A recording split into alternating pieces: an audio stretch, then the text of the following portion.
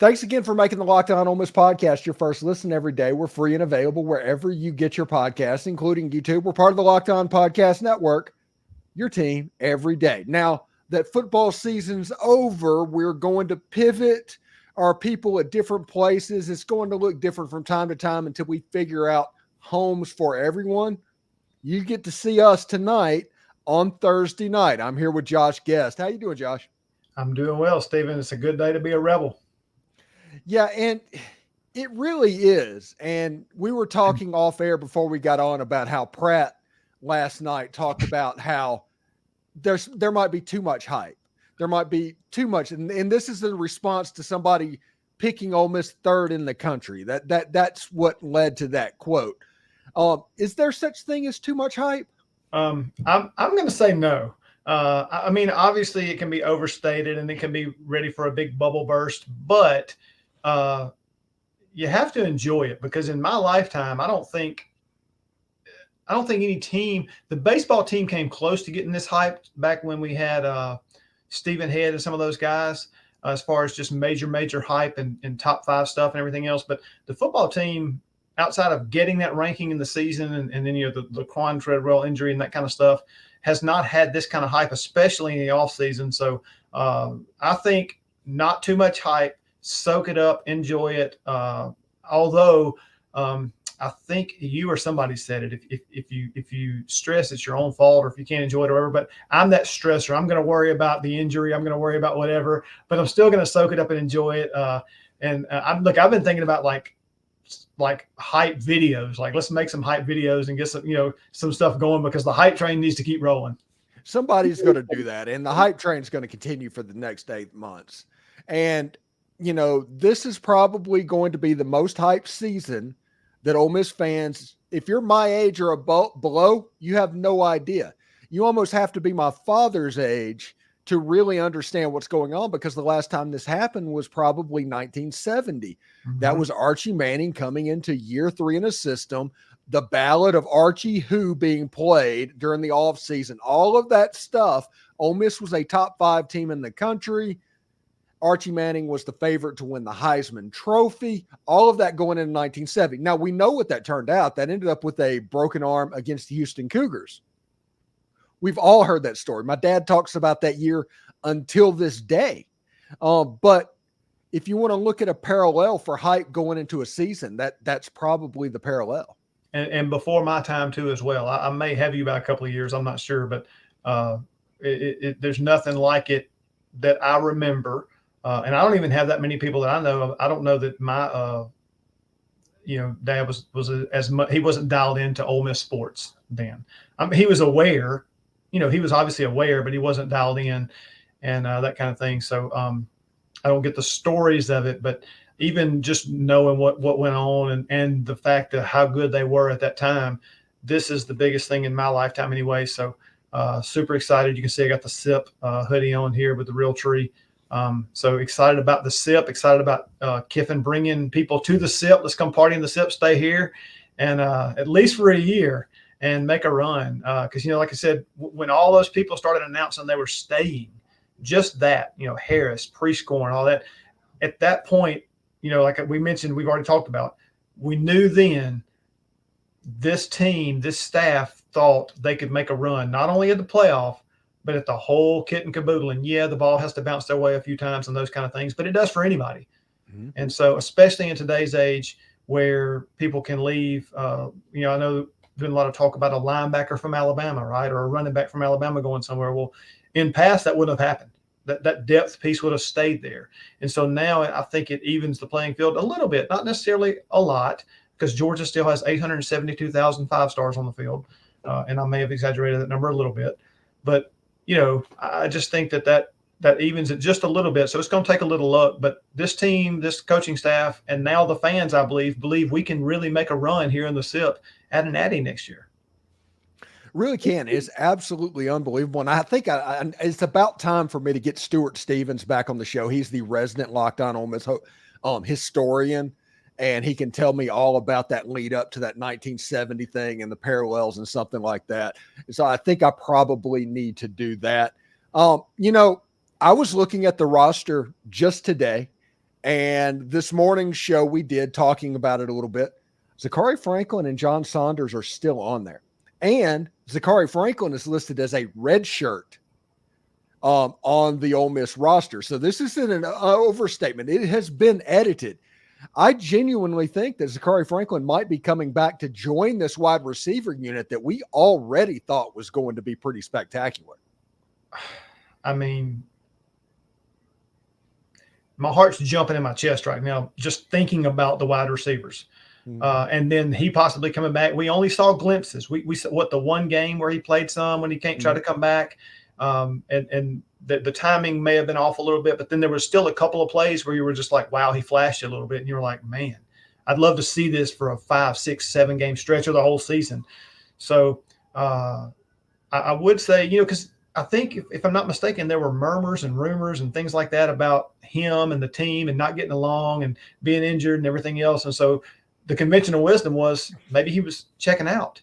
But if he's coming back and he's sold on this, and I mean, that just adds even more depth. I mean, just pick – it's almost like hockey if you wanted to. We don't because we run tempo, but you could run a line out there. You could have a whole wide receiver line for one drive, and then the next drive have a whole entirely different set of receivers for all the way across the board and still not drop off very much. Yeah, I think you have an interesting situation with Zakhari Franklin. I think everybody needs to step back because a lot of 1 + blank = blank is happening, and you just fill into that whatever you want it to be. I think that is happening with Zakhari Franklin and what happened at the Georgia game last year. They assumed it was a problem. I don't know if that's the case. I know if there was a real problem with what Zakhari Franklin did against Georgia, whatever came out, Zakhari Franklin would not be on the football team right now. And that is absolutely the case. And John Saunders, I think John Saunders has a chance to come back this year as well. He was a really good football player for Ole Miss this season. And with the pieces they're bringing in, this defense is being constructed in a way that kind of impressed. Well, and part of this all is, I think it was oh my gosh, why am I going blank now? Who just announced? Oh, Bentley. Bentley just recently announced. And the conventional wisdom is that they knew anyway, but it was kind of a hype move, a momentum, keep it going move. And I'm wondering how many more of those they have. Is Saunders part of that?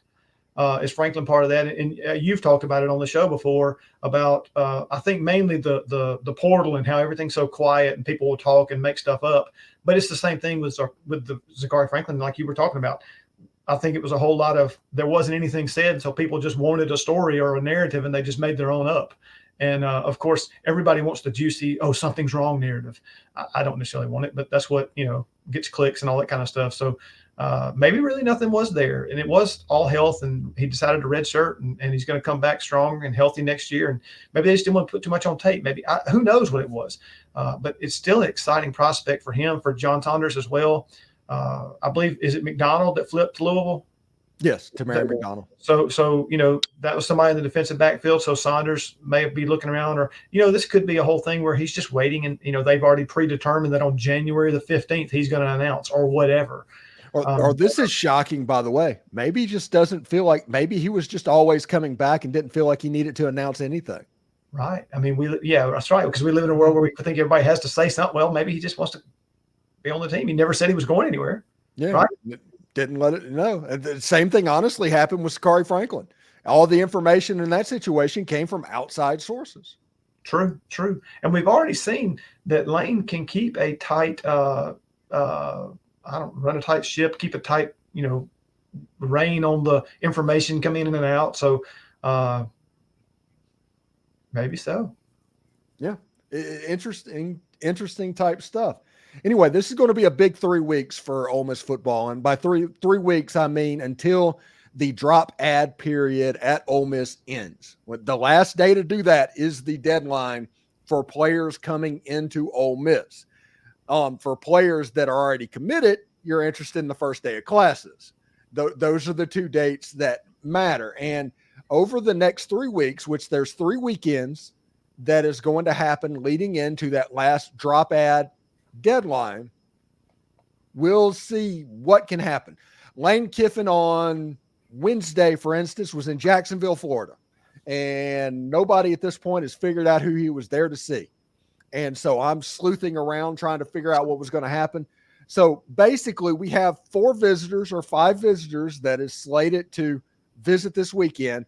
More could be added. Some could be taken away. It's a very fluid proposition, but it's going to be exciting for the next 3 weeks regardless. Well, and, names have been talked about. Names haven't been talked about. I know you've said watch for running backs this weekend, coming up, who visits and all those things. And like the Lance Hurd at LSU, once we got Diego Pounds, which, again, part of the all-name team at Ole Miss this year. And then, what's Mincy? Is that the other one that we're targeting? Gerald Mincy. Yeah. So, I think somebody said it on your live stream. He's not coming here to be a third string. Yeah. So, I think you even said like a 50% hit rate on, or even less on transfer stuff. So people don't need to get upset if, the LSU kid doesn't come here, somebody else doesn't come here, that person doesn't. We got pieces returning. We got pieces coming in. There may be pieces leaving, just like with Quinshawn. I mean, everybody hates to see him go with his production, but I mean, Lane's already proven he can do it with multiple backs. And so I love the way you, being a numbers guy, being a math guy, I love the way you've broken it down, saying, hey, if we can use a combination of backs and Dart to get 2,600 yards and 29 touchdowns, let's do it. And I don't think anybody doubts Lane Kiffin and Charlie Weiss's ability to do that. And I believe that Lane Kiffin and Pete Golding are like a match made in heaven as far as coaches go, because both seem to tailor what they do to what they have. Now, obviously, they like to go get what they like to get, but like Pete Golding came in this year and did things that nobody thought could be done with the Ole Miss defense because of the pieces he had. And so it was amazing to watch. I don't doubt anymore. I don't doubt him. I don't doubt Kiffin. I don't doubt their ability for the next 3 weeks to bring in the right people. Even if we may not think it's the right people, even if we get upset because some kid was coming and he decided not to visit because he looked around and he goes, you know what, I'm going to be the third string. And I don't want to go there to be the third string. And I know Lane recruits to the bench and it's your job to win a starting job. But, some of these guys just don't want to do that. And you can't blame them. I mean, if I was a college football player, I'd want to play. And so I think it's going to be fun. I think it's going to be fun to watch the progression of our own players. If there's any more, how many more announce that they're coming back, who visits, who commits and when, and also flip watch. I mean, I don't know if we'll lose Barron now to Louisville, but losing. Oh, it looks like he's good to go. It got tweeted all out there. Now all of a sudden, like Princely and Mommy Ellen and Key Lawrence and all that, they're like the handshaking gives, and Lane Kiffin did the. Okay. Yeah. I think that one's good to go. Yeah, so it's this whole war of attrition thing and just kind of outlasting or whatever. But man, it's been fun so far, and it's going to continue to be fun, guys. So look, Rebel fans who are watching, just enjoy the ride. Just enjoy the next few weeks. Enjoy the next few months. It's going to be so much fun. And if I may, the basketball team, as you said, got popped, and by the time this airs, they'll have played Florida. So we hope that they rebound. Again, Beard, I listen to Tim Thomas all the time. He talks about how calm Beard is and how good a coach he is and those kind of things. So I think based on all those things because he knows, he's been a player, he knows what he's doing, he knows what he's talking about. Those guys are going to come out and respond in a positive way against Florida. Win or lose, they're going to come out and respond in a positive way. So I'm still anxious to see the basketball team the rest of the season. I think they're going to be great. Can't wait for baseball. We love baseball in my house. And then all that's just going to try to help me cope and get back to football season next year. Oh, yeah. Situation like Tim Thomas, we're going to have him tomorrow night. Basically what we did. Normally Tim comes on the show where his interviews on Tuesday and we put him out there on Wednesday. Because the SEC basketball games go Tuesday or Wednesday, we're going to interview him on Thursday. He's going to talk about Tennessee and Florida, and then we'll get ready to do a little preview for Vanderbilt as well. Nice. So that's what's going on with Tim. Haven't forgot about him. Just wanted to get both these games in there at the beginning of time. Like I said, we're trying to figure out scheduling. That's right. Well, it makes plenty of sense, and I love hearing him talk. He just, like I said, he just knows what he's talking. Anybody that played at that level, I mean, they just it's like Bill Flowers. Even when he talks about football, it's so great to hear these guys, and just love it when they're on the show.